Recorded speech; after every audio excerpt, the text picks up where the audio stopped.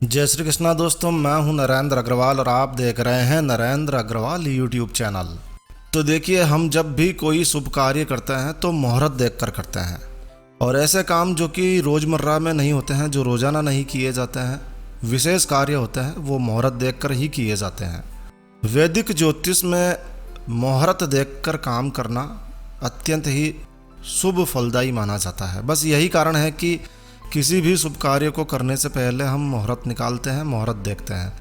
और जब भी किसी शुभ कार्य का मुहूर्त देखा जाता है तो भद्रा को देखना सबसे ज़्यादा जरूरी होता है, क्योंकि यदि मुहूर्त शुभ भी है लेकिन उस समय यदि भद्रा काल है तो भद्रा अशुभ प्रभाव में है तो उस कार्य में बाधा आएगी या फिर कोई अनिष्ट समाचार मिलेगा। तो कोई भी मुहूर्त देखें, कार्य कोई भी हो, यदि मुहूर्त देख रहे हैं तो साथ में भद्रा को देखना बहुत ज़रूरी होता है, क्योंकि भद्रा के समय कोई भी शुभ कार्य नहीं किए जाते हैं। हाँ, कुछ स्थितियों में भद्रा लाभदायक भी हो सकती है, लेकिन भद्रा का प्रभाव हमेशा ऐसा ही होता है कि आपको भद्रा काल को टालना चाहिए। अब भद्रा का प्रभाव ना केवल धरती पर है बल्कि स्वर्गलोक और पाताल लोक पर सभी जगह पर भद्रा का प्रभाव है। तो अब ये जानते हैं कि आखिर ये भद्रा है क्या।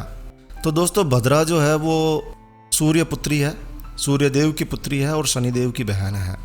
इनका जन्म भी माता छाया से हुआ है और भद्रा का रूप बहुत ही भयंकर माना जाता है।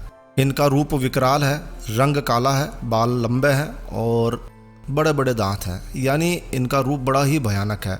यही कारण है कि हिंदू पंचांग में विष्टिकरण के रूप में इन्हें जगह दी गई है। कहते हैं कि जैसे ही भद्रा का जन्म हुआ तो जन्म लेते ही भद्रा पूरे संसार को अपना निवाला बनाने के लिए तैयार थी। उन्होंने सभी स्थानों पर होने वाले यज्ञ, पूजा पाठ, उत्सव और सभी मंगल कार्यों में विघ्न बाधाएं डालना शुरू कर दिया। अब उनके इस कृत्य से सभी परेशान हो गए। तब एक दिन परमपिता ब्रह्मा जी ने उन्हें समझाया और भद्रा ने ब्रह्मा जी की बात मान ली।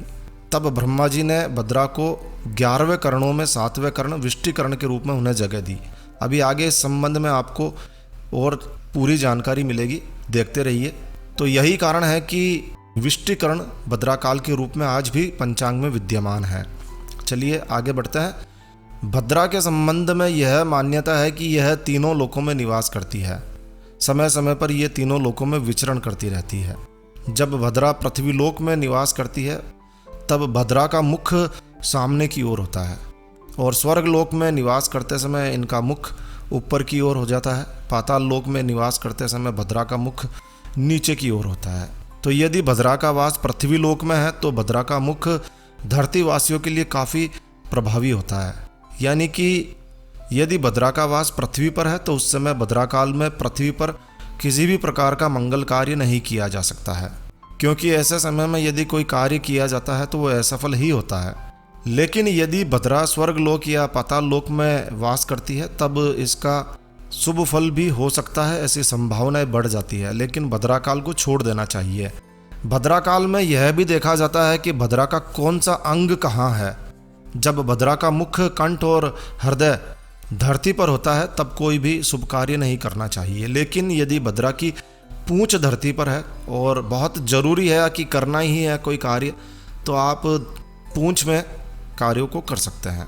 भद्रा काल में जैसे कि मुंडन है, विवाह है, गृह प्रवेश है, या फिर आप किसी तीर्थ स्थान पर भ्रमण के लिए निकलना चाह रहे हैं, या फिर कोई संपत्ति खरीदना चाह रहे हैं, संपत्ति बेचना चाह रहे हैं, व्यापार की शुरुआत करने जा रहे हैं, इस प्रकार के मंगल कार्य नहीं करने चाहिए। यदि गलती से भद्रा काल में कोई शुभ कार्य हो गया है और भद्रा के कष्टकारी प्रभाव से मुक्ति आप चाहते हैं तो आपको चाहिए कि आप रोजाना शिव की आराधना करें। चलिए अब आपको बताते हैं कि भद्रा का जन्म या उत्पत्ति कैसे हुई और क्यों भद्रा काल में कोई शुभ कार्य नहीं किया जाता है। तो इसके पीछे एक पौराणिक कहानी है। मान्यता है कि भद्रा का जन्म दैत्यों का अंत करने के लिए हुआ था। तो भद्रा जन्म के समय गृधब यानी कि गधे के मुख वाली लंबी पूंछ और 3 पैरों के साथ में भयानक रूप के साथ में उत्पन्न हुई थी। जन्म लेते ही, उत्पन्न होते ही भद्रा ने अपना विकराल रूप दिखाना शुरू कर दिया। उन्होंने सभी यज्ञों में बाधा पहुंचाना शुरू कर दिया, सभी मंगल कार्यों में उपद्रव होने लगा, सारा संसार भद्रा से डरने लगा। भद्रा का विकराल रूप, दुष्ट स्वभाव देखकर भद्रा के पिताजी सूर्यदेव को भी चिंता होने लगी कि ऐसी कन्या का विवाह आखिर कैसे होगा।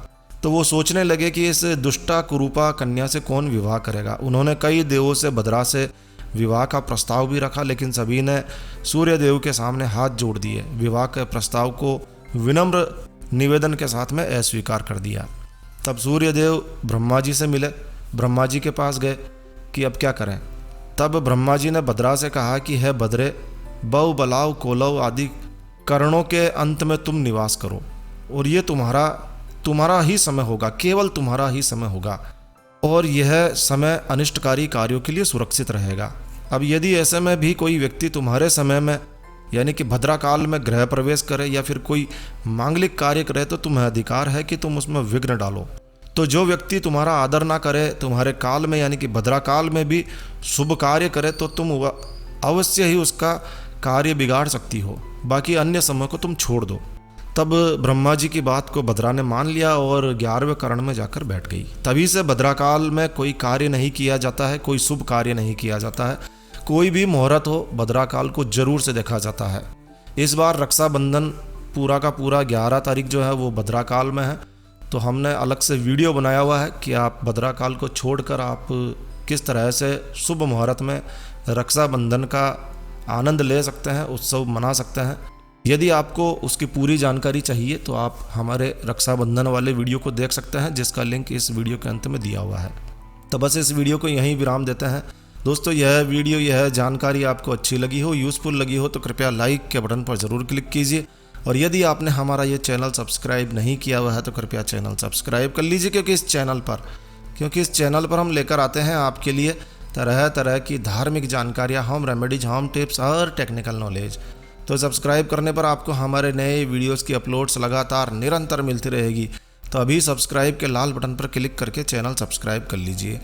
तो एक नया वीडियो, एक नई जानकारी लेकर मैं आपका दोस्त नरेंद्र अग्रवाल फिर मिलूंगा। तब तक के लिए stay healthy, stay happy. Thank you for watching my video. Thanks. जय श्री राम, जय हनुमान।